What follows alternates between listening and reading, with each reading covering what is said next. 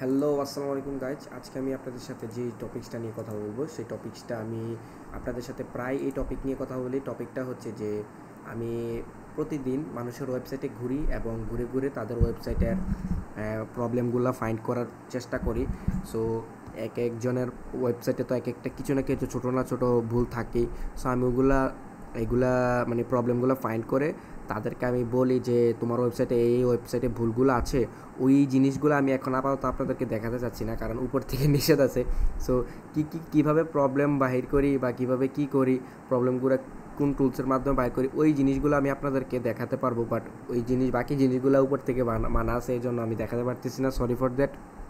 ইনশাল্লাহ সামনে কিছুদিন পর দেখাবো, কারণ আমাদের একটা আলাদা প্ল্যানিং আছে এই জিনিসটা নিয়ে, কীভাবে ক্লায়েন্টকে ফাইন্ডিং করা যায় বা ক্লায়েন্টের ভুল ধরে কীভাবে ওয়েবসাইটে কাজ আনতে হয় বা এই জিনিসটা নিয়ে আমরা পরে সামনে আলোচনা করব আপনাদের সাথে। সো আজকে আমি আপাতত দেখাই যে কিভাবে আমি প্রবলেম ফাইন্ড করি বা সলভ করব, কিভাবে তাদেরকে আমি ওইটা বলি, ওই জিনিসগুলো পরে দেখাবো। So cup to the point, আমি ফার্স্ট অফ অল চলে যাই যে ডিটেল এসিওতে দেখবো তার ওয়েবসাইটে কোনো ভুল আছে কি না।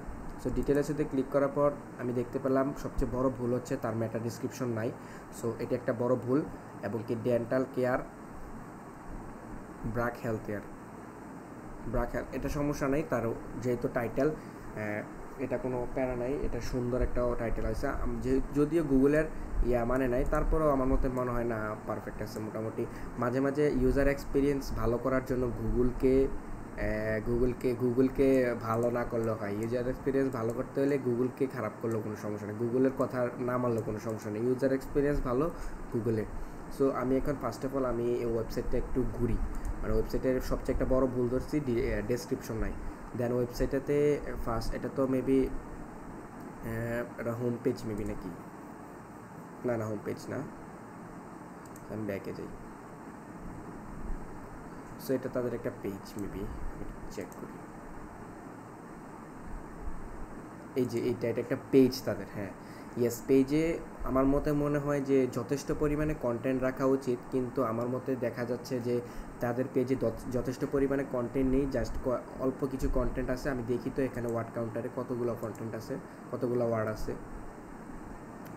মাত্র 263টা ওয়ার্ড আছে, যেটা খুবই খারাপ। একটা পেজে সর্বনিম্ন 1000 থেকে 1200 ওয়ার্ডের কন্টেন্ট রাখতে হবে, 1000 অ্যাটলিস্ট রাখতেই হবে। সেখানে তার মাত্র 200, লাইক 300 ধরলাম, মাত্র 300 ওয়ার্ডের কন্টেন্টে তো কিছুই হবে না। সো এটা একটা ভুল। সেকেন্ড ভুল এটা, ফার্স্ট ভুল হচ্ছে ডেসক্রিপশন নাই, সেকেন্ড ভুল এটা। এবং কি ওয়েবসাইটটা দেখতে আবার সুন্দর আছে, বাট তাদের ভিতরের কাজগুলা দেখতে যা মনে হচ্ছে সেটা তো মনে হচ্ছে ভালো নাই। সো ওয়ার্ডগুলা খুব কম, ওয়ার্ডগুলো আরও বেশি রাখা উচিত, আরও বড় কন্টেন্ট রাখা উচিত তাদের। আচ্ছা ঠিক আছে, এইটা একটা ভুল ধরলাম। দেন সেকেন্ডে কি দেখা যায় দেখি তো, ওয়ার্ড। এবং কি আমি এখন হেডিংয়ে যাওয়ার পর দেখলাম যে তাদের কন্টেন্টের তো অবস্থা খারাপ, এটা ফার্স্টে মানে বলে দিলাম। এবং তাদের হেডিং 1 H1 নাই, কিন্তু দিয়ে রাখছে H2 H3। তাদের তো অবস্থা মানে কন্টেন্টের অবস্থা খুবই বাজে এবং কি খুবই খারাপ কন্টেন্টের অবস্থা। আমার মতে মনে হয় না কন্টেন্টে এটা ভালো করতে পারবে। কন্টেন্ট তারপর কীভাবে র্যাঙ্ক হয়ে গেলো, মেবি ব্যাকলিঙ্কের জন্য র্যাঙ্ক হয়ে গেছে, বা এটা বাংলাদেশি ওয়েবসাইট, বেশি কম্পিটিটর নাই জন্য র্যাঙ্ক হয়েছে। সো ফার্স্ট পেজে আসা পড়ছে। সো ডেন্টাল কেয়ার এইটা চাইলেও কিন্তু তারা এটা ইয়াতে রাখতে পারে, হেডিং 1-এ এই জায়গাটা। এটা হেডিং 1-এ কী রাখবে তাদের, এই জায়গা তো কী রাখলো আমি বুঝলাম না তাদের কাজগুলোতে। তাদের ওয়েবসাইটের ডিজাইনটা ঠিক আছে, সুন্দর আছে, বাট তাদের লেখার কাস্টমাইজ ডিজাইনটা ভালো লাগলো না আমার কাছে। লেখা তো কত সুন্দর করে এগুলো রাখা যায়, তারা কীভাবে রাখলো না রাখলো আমি বুঝলাম না। যদি ডেন্টাল কেয়ারটা এখানেও রাখতো বড় করে, তাও একটা কথা ছিল, your best smiling companion. So তাদের 2-3টা অনেকগুলো ভুল আছে আমার মতো মনে হয়। আমি যদি ভালো করে ওয়েবসাইটটা একটা লাড়া দিই, অনেক কিছু ভুল পাবো।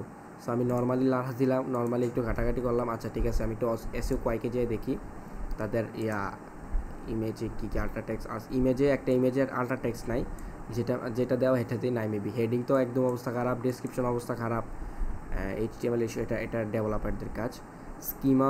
স্কিমাও করে নাই, স্কিমা মার্কআপও করে নাই। আল্লাহ, এক্সএমএল সাইট ম্যাপও না, আস্তাগফিরুল্লাহ। তাদের তো পেজ মানে ওয়েবসাইটের পুরাই অবস্থা 5টা ইরোর, অনেক বাজে অবস্থা। 5টা ইরোর। এখানে সর্বনিম্ন ইরোর থাকা দরকার একটা, মানে সর্বোচ্চ ইরোর থাকা দরকার একটা কি দুইটা, এখানে 5টাই ইরোর তারা। আর এগুলা তো একদম ইজি কাজগুলা, অর্থাৎ একদমই ফালতু একটা ওয়েবসাইটের কোনো ঠিক ঠিকানা নাই। সো আমি যদি ওয়েবসাইটটাতে আরও কিছু চেক করতে চাই করতে পারবো, কিন্তু ভিডিও বেশি লং হয়ে যাবে। এই জন্য আপনাদের কাছে আমি যদি দেখি তো কতক্ষণ হয়েছে, যদি বেশি সময় হয় তাহলে দেখাবো না, যদি কম সময় হয় তাহলে আপনাদেরকে আমি দেখাবো।